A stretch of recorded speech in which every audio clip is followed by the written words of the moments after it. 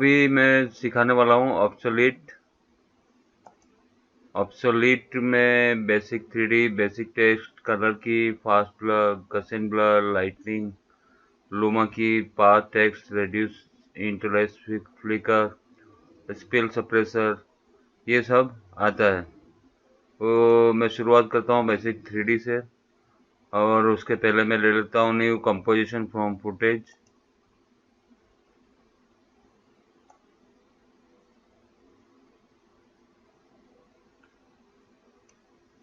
यही ले लेता हूँ। पहला है बेसिक 3D।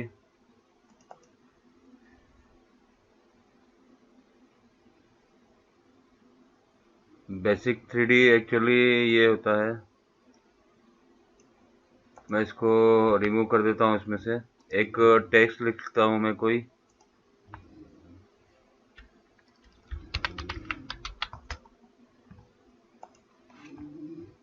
और इसमें अप्लाई करता हूँ बेसिक 3D।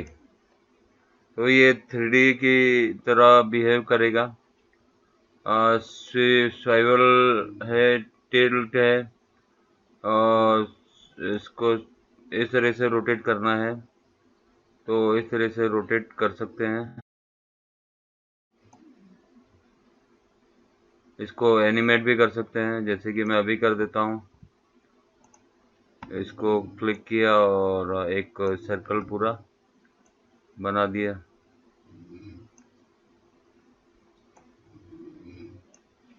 इसको डबल क्लिक करता हूँ, यहाँ पर आ जाता है, और यहाँ से ये एनिमेशन हो गया इसका। मैं प्ले करता हूँ तो ये एनिमेशन मिलता है रोटेट होने वाला। और इसके साथ ही इसमें है टिल्ट, ये टेक्स्ट को टिल्ट कर देगा इस तरीके से या फिर इस तरीके से। और रोटेट तो हो ही रहा है ये इस तरीके से। ये काम करता है बेसिक 3D। ये जरूरी नहीं है कि टेक्स्ट के ऊपर ही अप्लाई हो, ये इमेज के ऊपर भी अप्लाई हो सकता है। मैं ये लेयर हटा देता हूँ। अब ये ये लेयर है मेरे पास बेसिक 3D में, इसके ऊपर अप्लाई करता हूँ तो ये भी इस तरीके से पेज टर्न जैसा इफेक्ट देगा। और टिल्ट करना है तो टिल्ट भी वर्टिकली टिल्ट कर सकते हैं। तो बेसिक 3D हटा देता हूँ मैं, और बेसिक टेक्स्ट है, यहाँ पर लिख देता हूँ कुछ भी टेक्स्ट में। और यहाँ पर ये आ जाता है बेसिक टेक्स्ट। इसमें साइज दिया हुआ है और ट्रैकिंग दिया हुआ है, बीच का डिस्टेंस इसमें कम ज़्यादा कर सकते हैं इस तरीके से। सिंपल है ये, जैसा टेक्स्ट टाइप करते हैं वैसा ही ये मॉडिफायर, ये इफेक्ट दिया हुआ है। कलर की पे क्लिक करता हूँ तो कलर, कौन सा कलर मुझे रिमूव करना है मैं उस कलर को पिक कर लेता हूँ और यहाँ से वैल्यू बढ़ा देता हूँ तो वो कलर इमेज में से रिमूव हो जाएगा इस तरीके से। और अल्फ़ा अगर चेक करेंगे तो ये अल्फ़ा में ये दिखेगा।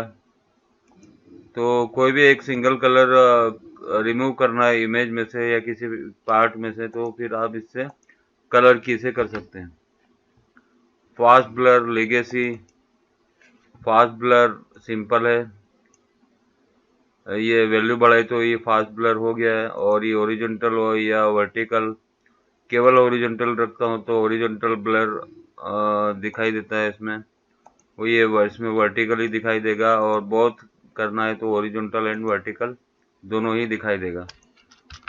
गसेन ब्लर अगर करता हूँ और वैल्यू बढ़ाता हूँ तो ये गसेन ब्लर इस टाइप में ब्लर करेगा, हॉरिजॉन्टल अलग करेगा और ये वर्टिकल इस टाइप में करेगा। तो ये हो गया गसेन ब्लर। लाइटनिंग, लाइटनिंग में प्ले करता हूँ मैं इसको तो कुछ ये बिजली सी कड़क रही है और इसमें कुछ सेगमेंट वगैरह दिए हुए हैं।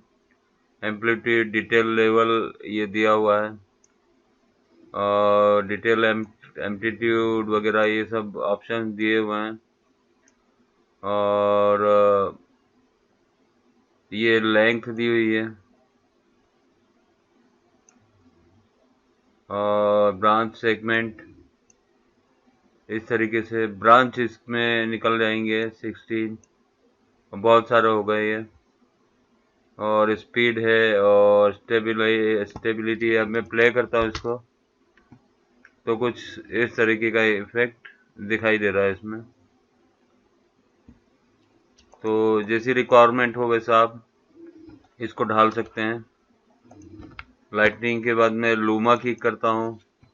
लूमा की में क्या होता है कि आउट डार्कर लिखा हुआ है, मतलब जो पार्ट डार्कर है उसको की कर देगा। मैं ये थ्रेशोल्ड बढ़ा रहा हूँ, जो डार्कर पार्ट है इमेज का ये उसको रिमूव कर रहा है। यानी कि यहाँ से मैं अल्फा चेक करूँगा तो ये अल्फा चेक हो रहा है इसका।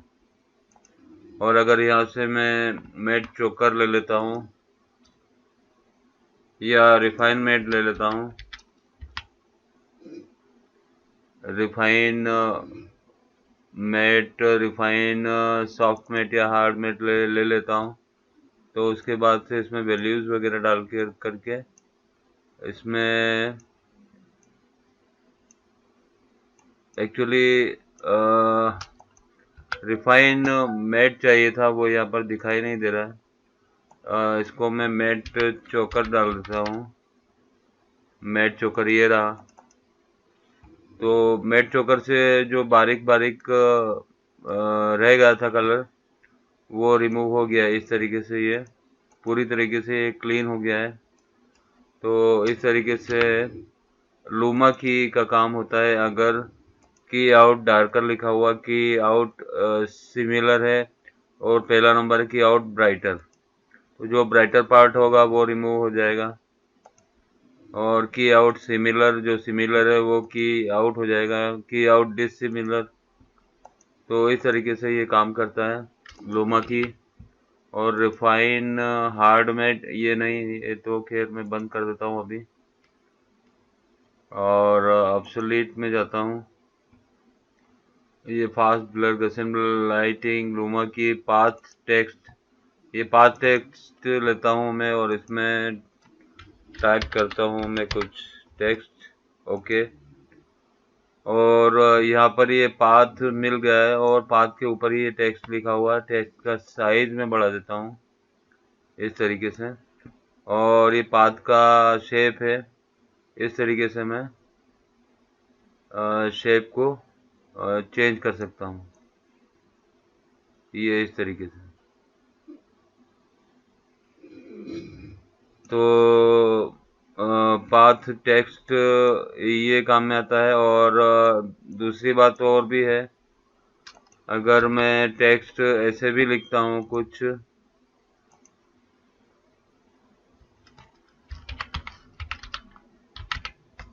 मैंने टेक्स्ट लिखा है यहाँ पर और इसको मुझे पाथ के ऊपर लेना है, तो मैं पाथ एक बनाऊंगा।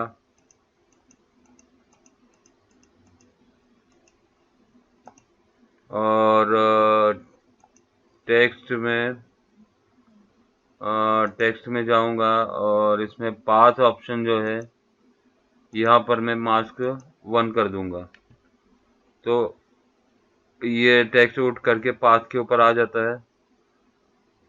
प्रीसर पाथ ऑफ या ऑन, मिरर रखना है या कैसा रखना, ऑन ओरिजिनल, और परपेंडिकुलर टू पाथ सीधा रखना है, और फोर्स अलाइनमेंट ये मतलब अलाइनमेंट कर देगा और पूरा फुल स्क्रीन पे इसको जस्टिफाई कर देगा। फर्स्ट मार्जिन इस तरीके से ये एनिमेट कर सकते हैं। मैं इसको बैक में ले जाता हूँ, पूरा बाहर निकाल लेता हूँ, या फिर इस साइड ले करके मैं पूरा बाहर निकाल लेता हूँ इसको।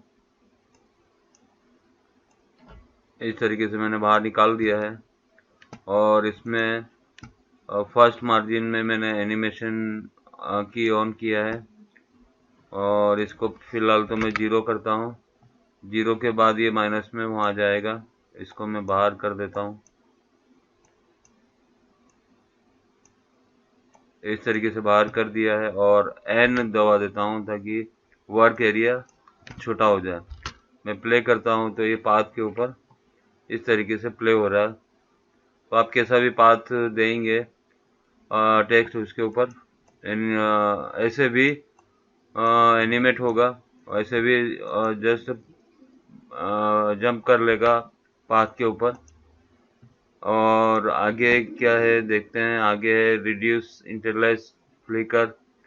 एक्चुअली फ्लिकर होता है, इसमें नहीं है और मेरे पास ऐसी कोई इमेज है भी नहीं या इसमें का कोई बैकग्राउंड नहीं है जो कि फ्लिकर करता हो। मैं इस पे अप्लाई कर लेता हूँ फिर भी, और इसमें अगर कुछ अंतर दिखता है तो आपको मैं बताऊंगा। इस तरीके से फ्लिकर एक्चुअली जो हमारे पिक्सल का सेटअप होता है वो अगर आड़ा तिरछा हो जाता है कभी कभी, ऐसा क्रॉस में जाता है हमारे, मतलब कोई लाइन है टेक्स्ट लिखा हुआ है ऐसा क्रॉस में, तो आपने कभी नोट किया होगा कि वो हार्ड लाइन के आगे थोड़ा सा पिक्सलेटेड हो जाता है वो, तो वो फ्लिकर दूर करने के लिए इसका इस्तेमाल किया जाता है। होप आपको ये चीज़ समझ में आ गई होगी।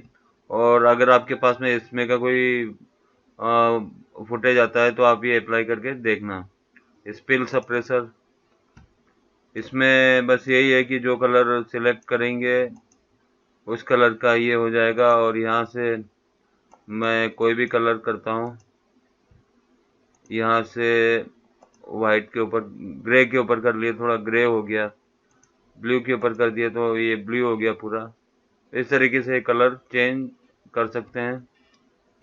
तो ये लेक्चर में बस इतना ही था। धन्यवाद।